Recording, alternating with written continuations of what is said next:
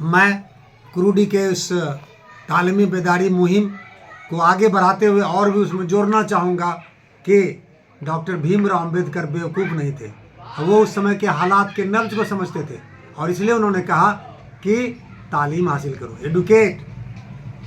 उसके बाद उन्होंने कहा ऑर्गेनाइज, संगठित हो, एकजुट हो, और फिर कहा स्ट्रगल, जद्दोजहद करो। हम क्या करते हैं, पहले जद्दोजहद ही शुरू कर देते हैं, संघर्ष शुरू कर देते हैं। न तंजीम होती है और न तालीम होती है।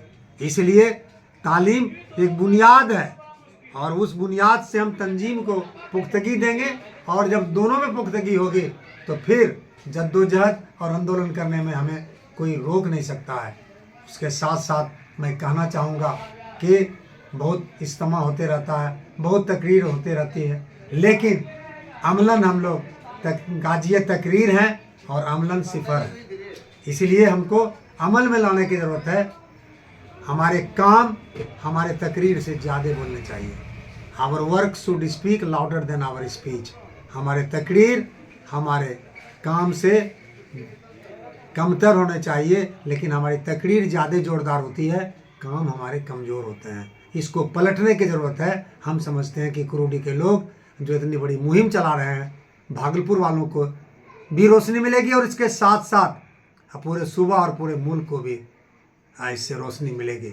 इसलिए कि आप देख लीजिए मिडल ईस्ट में जहाँ जद्दोजहद हो रहा है, 100 साल से लड़ाई हो रही है, वहाँ भी जो तालीम की वो रुझान है वो हमसे कई गुना आगे है। वो लोग 98-99% वहाँ लिटरेसी रेट है।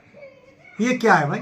इतनी जद्दोजहद की ज़िंदगी जीने के बावजूद भी तालीम से उन्होंने कभी मुंह नहीं मोड़ा। और हम लोग हैं कि तालीम पर तवज्जो ही नहीं है और हम आज के मौजूदा सियासी बहरान को तालीम के जरिया ही शिकस्त दे सकते हैं। इसीलिए कि तालीम से नॉलेज आएगा और नॉलेज से हम चीज़ों को समझने और उसकी वजाहत करने में काबिलियत हासिल करेंगे और इसी काबिलियत के बलबूते पर हम अपने मकाम को हासिल करेंगे। जो अभी इधर से उधर जो लुढ़काए जाते हैं और इधर से उधर जो टड़काए जाते हैं, इस पर रोक लगेगी। बहुत बहुत शुक्रिया।